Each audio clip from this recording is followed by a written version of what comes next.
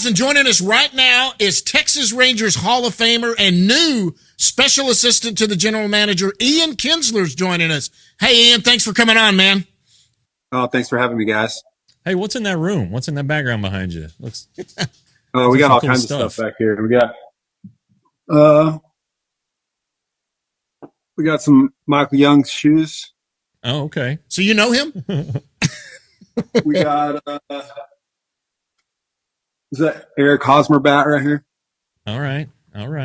Oh, this is a good one. We got Al Kaline. Oh, very good. Wow. Very good. That's good. And so on Miggy and Francisco Lindor. Is that your office? No, this is like a game room kind of pool table and stuff. Okay. All right. Yeah. No, I mean, you think about it, you play for the Rangers, all the great players there. Yeah. Tigers, great players. I think a lot of people forget the Angels and the Red Sox, so they shouldn't. And then you won a World Series with the Padres. So I can only imagine the stuff you could possibly have. But Al Kaline, that's sweet. No, that's the good one there. So you got a new job. Yes. How did it all come about? Me, just in my mind, I think being a Texas Ranger was probably the only other place to be besides San Diego. I liked working with AJ. I liked working with the team there. Obviously had a good thing going, but Texas was home for me. It's always been that way. And, this is where I'm most comfortable. This is what I know best. And this is what I'm connected to the most. So, the Rangers was always in, the front of my mind, but, when CY got hired and be able to talk to him a little bit about, the possibility, and then discussing with AJ about the possibility and getting his take on it, it all kind of came together, over time and a lot of discussions, and I'm grateful that it happened. I mean, was a trade struck? Does Chris Young have to buy AJ dinner or anything like that? I don't know. I don't know what went down there with their conversations, but I probably have to buy AJ some dinner when I get to Arizona. I know that. But we'll get back to your new job in a second. You also have a more pressing job, and that's managing Team Israel in the World Baseball Classic. What do you like about that opportunity? I know you this isn't your first go around with them, and you played for them in the Olympics. What has that whole thing been like for you? It's been a crazy experience. I think, when I retired in 2019, it wasn't on my map to play for Team Israel. I wasn't thinking about really playing at all. And Team Israel qualified for the Olympics. They won the European Championship. So I got a call from the general manager, Peter Kurtz, asking me if I wanted to play in the Olympics. And all I knew was the WBC, International Baseball, at that time.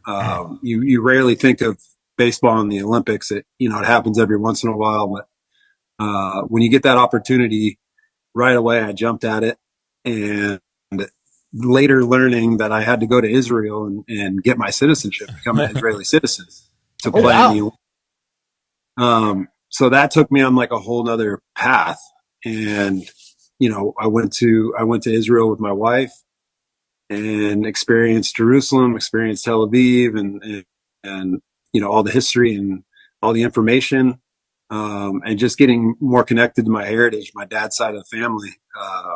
It's been a lot of fun, and it's been eye-opening, and it's just been a great experience. And then, after the Olympics, developing those relationships, they asked me if I wanted to manage the WBC. And, it seemed like a great opportunity at the time and a good way to get my feet wet and see what managing is all about and kind of go from there. Yeah, it seemed like you guys got a tough draw in the WBC. Just you think? Miami. Huh? He goes, you think? Yeah. A little tough. But how far has Israeli baseball come to get to this point? It's come a long way. I think 2000. What was the WBC before the 2017 one? It would have been three. So it would have been 14 or 13. Yeah. 13, I think. So 13, they tried to qualify for the WBC and failed. And then they qualified. I don't know how they qualified for 2017. I think they had to play through a qualifying tournament to qualify for the WBC, similar to like the Czech did this year. Uh-huh. And they played it extremely well. And I think that kind of brought to light Israel baseball. They played hard. They had fun. They played with energy. They started in Korea, won or finished second in that pool, I believe, and then moved on to Japan and lost to the Netherlands to move to LA. So they finished sixth in the tournament in 2017, which qualified them automatically for this coming WBC. And since then, there's been a baseball field built in Bet Shemesh in Israel with lights and turf and batting cages and, you know, a little baby locker room and all kinds of cool stuff for the kids and the development of baseball players in Israel. And that's really been the whole connection for me. It's like bringing the sport to another country and developing it there, I think is super rewarding. So, you know, it's come a long way. I think there's still a long way to go, but there are some young players that are pretty good that are coming up, and it should be interesting to watch. Well, and now, you know, they have an in with a major league franchise. You know, you can get some of these guys signed. Yeah. I don't know. Yeah, there you go. There you go. You can scout them too. That's right. Yeah. So, barring you guys advancing, which you know, can't rule it out. You think you'll be to Rangers camp probably for the first time in late toward the end there in March? Say that again. Be Rangers what? You'll be at Rangers camp for the first time in late March, probably.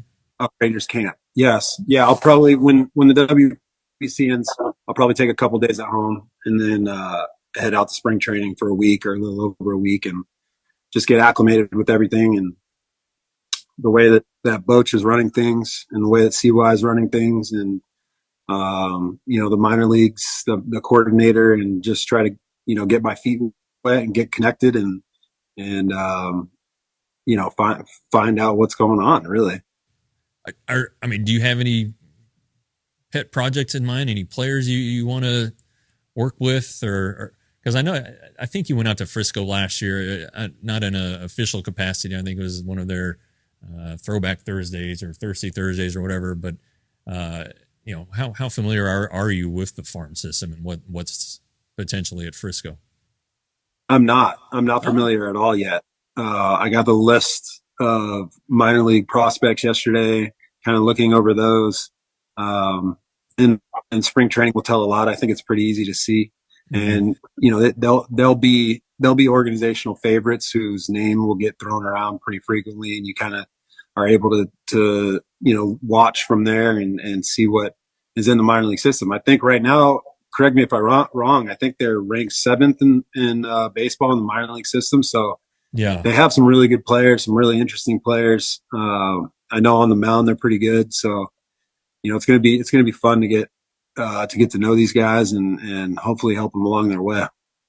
So what have you learned about this side of the business that as a player you're like, man, that I hate that, and now you're like, well, this might be I can kind of see why they do this. You know, the front office versus the player scenario. How is it? How do you view it now?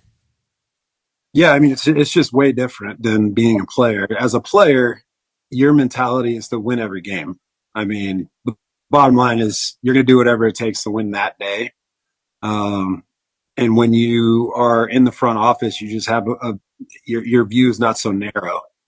You try to understand the future a little bit. You try to predict the future a little bit. You try to give, you know, players extra chances. And as a player, you're not okay with that. You know, you're not ready to develop players. You're ready to win every day. Yeah. If a guy's not not holding up their end of the bargain as a player, you're ready to move on quickly. As a front office, or eyes, I guess, you just see a broader picture. Well, I get, I guess the big deal last summer was the Juan Soto trade, and the Padres gave up a lot. Yeah, that was a big trade. What were your emotions? Was it hard to do the trade, or were you like, holy cow, this is Juan Soto, this is once in a lifetime? Well, for me, the guys that they traded for Juan Soto were part of my responsibility list. Sure. So yeah. I was paying attention to a lot of those prospects, basically all of them except for one, Jackson Merrill, who's still in the system. All got traded. So for me, the second half of the summer was pretty empty. I mean, Jackson, I think, hit 320 in A-ball, so there wasn't a lot to do. You just kind of let him play. There's not a lot of development going on there, and we've had our conversations, but all the guys got traded. And I think anytime you get a chance to get or to acquire a bona fide all-star, a superstar, really like DeGrom, you take the chance and you go for it, because it just doesn't happen very often. Those types of players don't come available very often. And if you can somehow, as a free agent, persuade a guy to come to your organization, or as a trade, have enough pieces to acquire that guy, in my opinion, it's really hard to say no to that. And that's the other, I think that kind of leads a little bit more to the player's perspective. Front office might look at the salary and how long they have, and how much are we going to end up paying them? Are we going to be able to pay him in free agency, or before he gets to free agency, we're going to be able to extend him? All of these different questions that go into play. But for me, a superstar player, my mind automatically just turns to more of a player perspective. Like this, you got to acquire this guy. If you have a chance to acquire him, I think you take a shot every time. Well, and that right now at my website, Rangers Today, TR is writing a kind of chronicling the John Daniels era, and he just part 3 or part 2 is the Cliff Lee is part 3, Cliff Lee trade, and what a difference that was, and how that really changed the trajectory, not just of your 2010 season, but it kind of like it made you guys legit, So I remember it very well. What do you remember? Because I wasn't in the clubhouse and when Wash broke the news, but as the news was breaking, as we were hearing it, I remember being in the clubhouse. What was that like?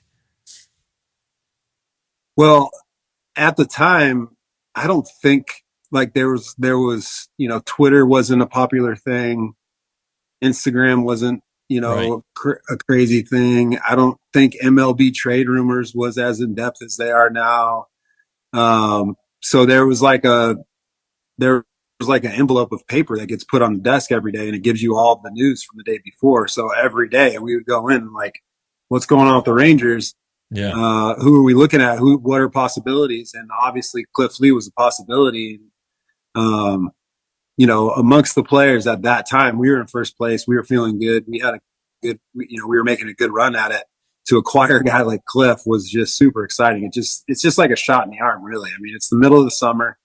You're playing good baseball, and to acquire somebody that can potentially put you over the top is just huge. So it just kind of changes the whole energy of everything, and you get super excited. That was a good moment in Rangers history for sure. Yeah, and then he was okay in the regular season. I mean, he wasn't like lights out, but that playoff in the playoffs, he was. Well, game 5 when he pitched so well and you hit that big homer in the 9th to kind of seal the deal, and then the game he pitched in the division series was just lights out. I just he didn't re-sign, and that's fine. But Wash is the one that broke it to you, right? I believe so, but I believe everyone kind of knew. Okay. I was wondering if he came in and dropped an F-bomb, and I'm sure he did. We mother effing got him. He definitely did that. You still? How often are you still talking to Wash, or do you run into him or whatever? I don't talk to Wash much since I've stopped playing. Honestly, I think when I was playing, I would see him every once in a while as an opponent, so we'd be able to catch up and stuff. But he's so locked in on what he's doing and getting the guys in Atlanta better, and getting on the field and working and doing all the stuff that Wash does. So we haven't talked much since I retired, honestly. A conversation with him is like the highlight of anybody's day. Like if we're talking, he really helps out with Do It for Dirt. It just brightens my day. And then he just talks. What's going on, and in the Wash way, it's unbelievable. And I hang up and I'm like, my day's been made. Yeah, it really has been. Yeah. So, look, the way we do it here is I kind of ask some baseball questions, and then John will ask some more, get to know Ian Kinsler stuff. Not that people don't know you, and then I'll interject and interfere. But I'll start. Sorry, John, with the war stick hat that you've got on. Yeah. How is the baseball bat business? It's going well. It's going really well. Henry's got one, right? Henry has one. Yeah, my son has one. It started out as a wood bat only company, and now we've moved. We have softball bats and pickleball rackets, and 4 different alloy bats to choose from for kids, and lacrosse sticks and surfboards and all apparel, all kinds of stuff. So it's been going really well. It's a lot of fun, and I didn't know the market for aluminum bats or alloy bats or whatever, but I've learned a lot about them. Yeah. And we're doing well. We just released our new bat, a new bat that just came out for us. And there's these guys on the internet, they're called the Baseball Bat Bros. Okay. And they test all the bats and they rank them. And they pretty much run the whole market. Like whatever these guys say is gold. All the kids listen to these guys. And they just put our bat third. So our new bat. So that's like exceptional for us. And we're really excited about it. And, the next stop really for us is I think softballs, trying to get into the softball market and giving the girls something that's really cool and something that they enjoy swinging, something that, obviously works well. Right. But it's been fun to be a part of. What's the name of the new bat? Because I know all your bats have names. Yeah, it's called a Bone Saber. Okay. Bone Saber. That's cool. I knew the Bone Saber. Henry didn't get the Bone Saber. Okay. Yeah. What did he get? It's a Bone Saber hybrid is the new one. They have like 2-piece bats now. I don't know if you've seen these things. Oh yeah. So the new one's a 2-piece. All right. So listen, you grew up in Tucson, Arizona. You went to Canyon del Oro High School is where you went to high school. Now, I think I've heard this. You played other sports, right? Besides baseball? Yes. What else did you play? I played soccer. Soccer was my other big sport. Okay. Now, did you have any offers to do anything with soccer? Or? I had one from like the University of Portland. The Pilots. Were you? What did you play? That's their mascot. The University of Portland's the Pilots. What did you play in soccer? Were you a striker? Were you up front, or were you in the middle? Well, I was a midfield. I was a center midfielder until my junior year, and then after my sophomore year of high school, I stopped playing like club soccer. Yeah. So I lost my skills of playing in the middle and didn't feel comfortable playing in the middle. So then the coach moved me to striker, the forward. Yeah. My junior and senior year, I just played forward. So I didn't have as many responsibilities. Now, you ended up going to Central Arizona College, which I think you had some other deals, but you ended up going there first. Where else were you recruited? Were there anybody that you almost went through right out of high school? No, I was not recruited at all. It was either Central Arizona or Pima Community College, which is the Tucson Community College there. Those were really my only 2 choices. And it was a pretty easy choice for me. Central, has a great baseball history. They had a great coach at the time. His name was Clint Myers. And, it was just the baseball spot in Arizona, really, if you wanted to get better. You go to Central Arizona. Okay, so I don't know if a lot of people knew this or not, but Ian, you were drafted 3 times. So this is a fun question for me to ask because it's when you're drafted in the rounds you were drafted in it. It's really not like New York where you're sitting there waiting to come up and do that. So in 2000, out of high school, you were taken by Arizona in the 29th round. 2001, Arizona took you again in the 26th round. And then 2 years later, Texas ended up, everyone knows that, best 17th round pick ever. Texas took you. Where were you at on all three of those? Do you remember where you were and how you found out you got drafted? Oh, yeah. So the first one, I was in my living room listening to the MLB radio dial-up AOL style. With my best friend in high school. His name's Brian Anderson, who ended up going in the first round out of University of Arizona. Right. But Right, we thought he was going to get drafted. And so we were all huddled around the computer listening to the names getting thrown out.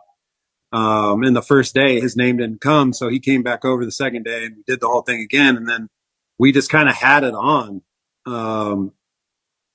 just kind of listening in the background because it had gone past the point that he thought he was going to get drafted, and they called my name in the 29th round. It was pretty bizarre. I mean, I did a couple workouts at the high school with some scouts, and had a couple guys at the house, but nothing crazy. And then the Diamondbacks picked me with 29 picks, so that was pretty bizarre.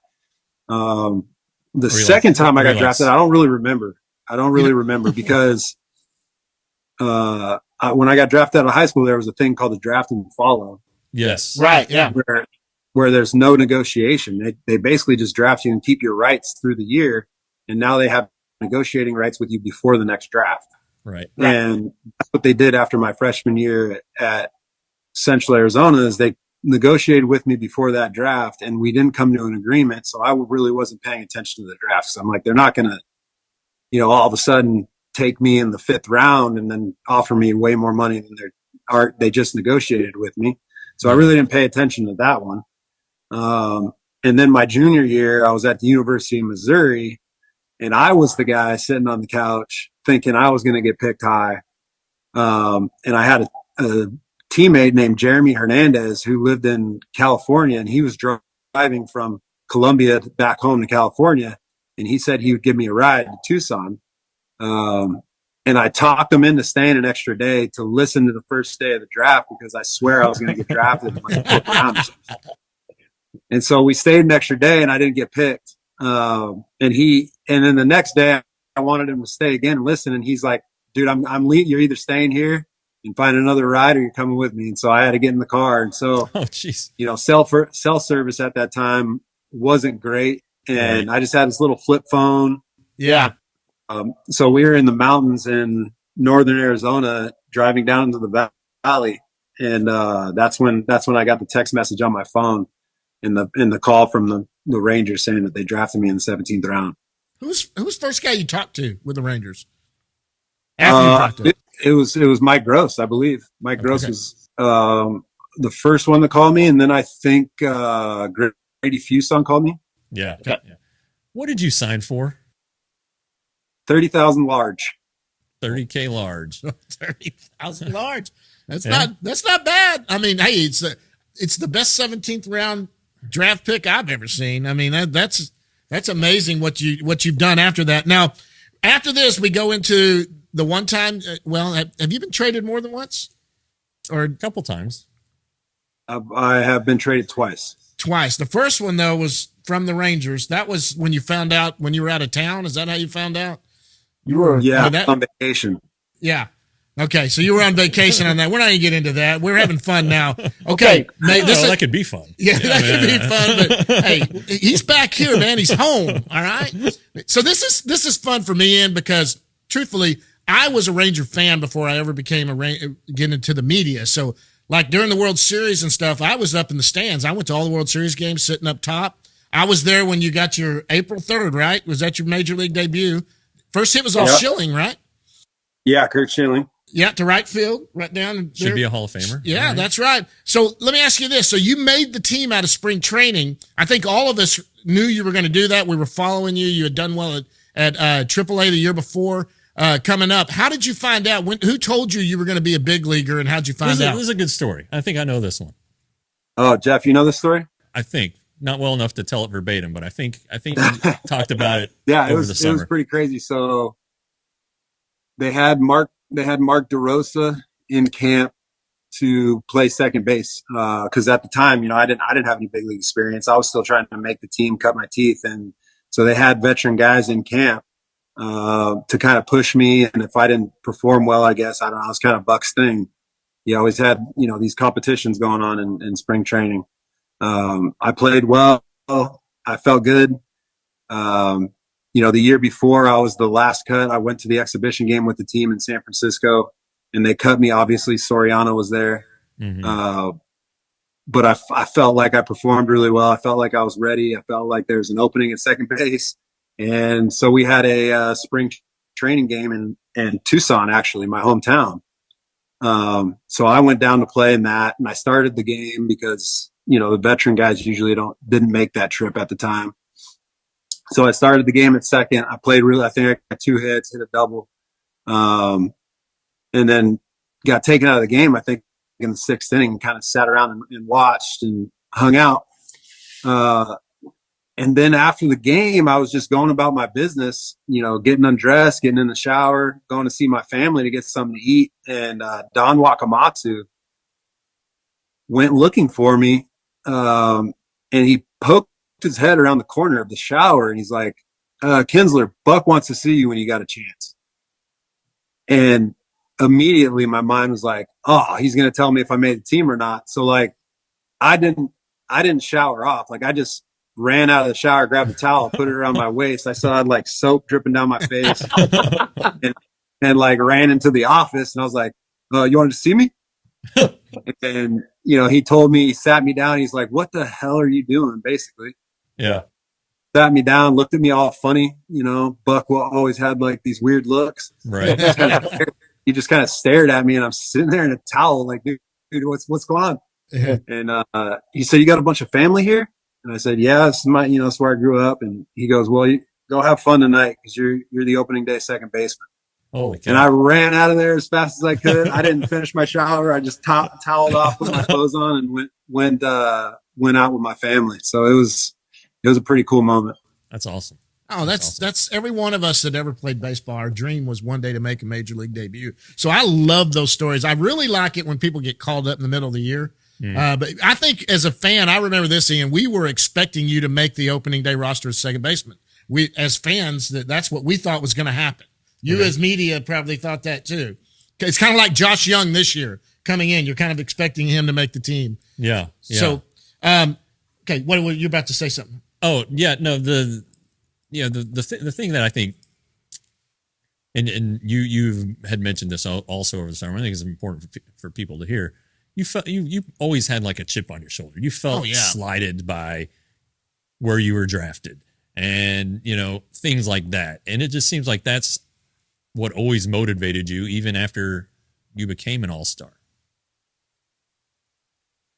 Am I right? I think my dad kind of instilled that style of play in me, first of all, you know, when I was a young kid. And then in high school, I played with 4 other Major League Baseball players were on my high school team. Yeah. So, you know, at the time I was 6 foot, you know, $165, and I was being overlooked. And that kind of started to develop my chip, or whatever you want to call it. And so that's where it all started. And I always thought that I was better than those guys. I always thought that I could compete with those guys. But I never got the recognition. And then like we just talked about, I was never recruited out of high school, and all these other guys went to University of Arizona was right in our backyard. We were year in, year out powerhouse in baseball. Right. Yeah. I was playing shortstop and hit over 500 my senior year. Didn't get one call from the University of Arizona. Didn't get a call from Arizona State out of high school. And besides that, I didn't get a call from anybody. But all the other guys, like Chris Duncan was a first-round pick. Scott Harrison was a first-round pick. Brian Anderson went to University of Arizona, became a first-round pick. Shelly Duncan went to University of Arizona and became a first or second round pick. Right. So that's kind of where it all started. And once that's there, and then my college career, the way that it happened, going to junior college first, then transferring to Arizona State and not playing because I played poorly.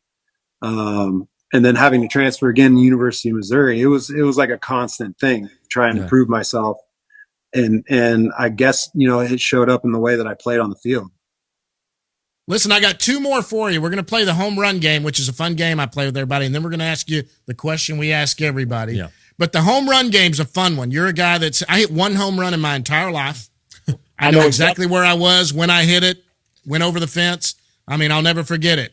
You've hit a few of them. So I always ask about 3 home runs. The first one, do you remember the first home run you ever hit over a fence? How old were you and where were you? I don't. You're like the first one who's never remembered it. I know. You never remembered your first one. He hit so many of them. He hit 270 something in the major league. I don't remember my first one, but I do remember getting in the car with my dad driving home and crying because I couldn't hit one and all my friends were hit. When I was like 11 years old. I know I was 11 years old when I hit my first homer over the fence. Okay. Well, that's good. I know that. I don't remember the first one though.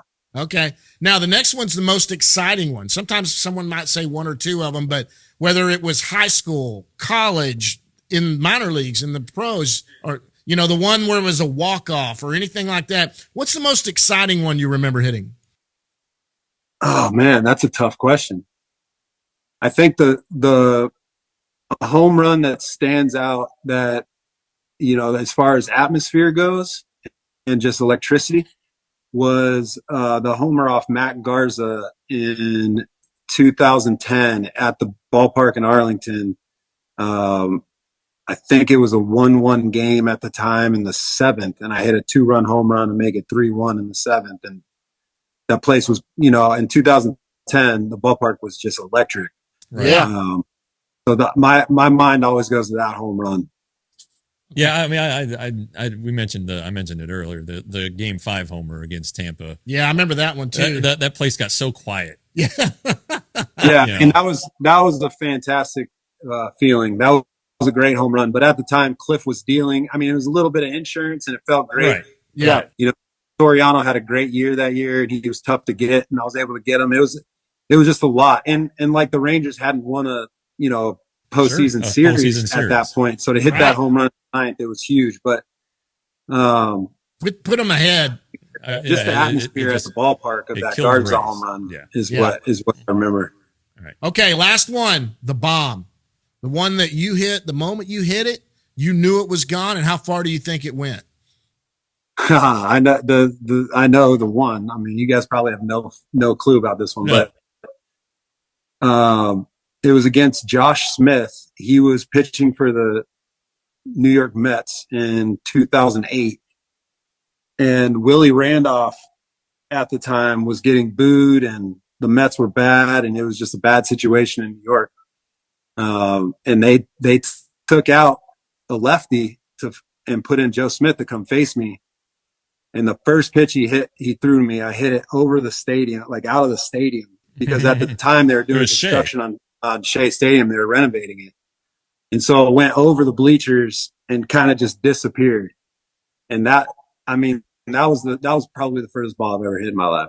2008 was the last year of Shea, I think, because and that series, the Saturday game got rained out, and they had to play 2-1. They had to play 2-1 Sunday, and I had to change my flight. Oh, I remember that, Ian, but I don't. I apologize. That's what he remembers. I do not remember the home run. All his travel woes. He remembers all of that when he's traveling. Okay, last question. This one has some great answers, and you'll love some of the answers to it. It's what's something that nobody knows about you. We've got John Daniels, who he's been on here twice. He had airplane underwear. He wore 2 pair of underwear. He wore one when he got on a plane, and when he returned home, he had another pair he took with him everywhere. And he said, "Hey, it's worked. I'm still here." Yeah. We had Jack Leiter, who's in our system now, can't stand peanut butter. Michael Young's talked about the clowns, but he actually told us the story of how the whole clown thing started. where, he's not necessarily afraid of clowns. He just doesn't like it. Yeah. Yeah. So what is something that nobody knows about Ian Kinsler? I think people know everything about me. I don't know. I pretty much tell everybody what I'm thinking usually. I don't really hold too much back. What do people not know about me?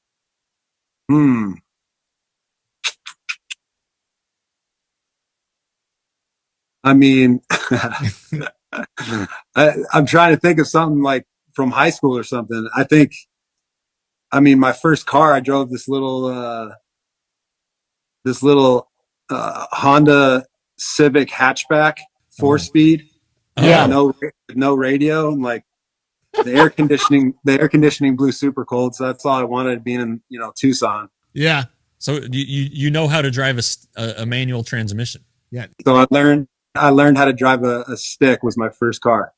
I'll tell you right now, anybody under the age of 25 doesn't know how. I've got 3 kids that are 25 and younger. They don't know how to drive a stick. They couldn't figure it out. Yeah. If they were getting murdered and they had to jump in a car and it was a stick, they would be gone. keep it the clutch, keep killing it. They would be. Well, that's good.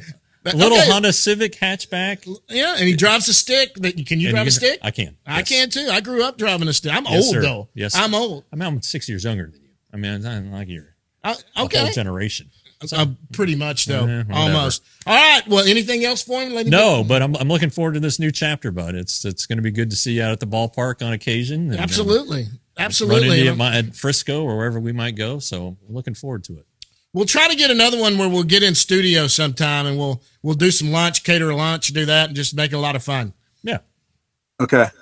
All right. That's Ian Kinsler, Texas Ranger Hall of Famer and new special assistant to the general manager. Ian, thanks so much for coming on, bud.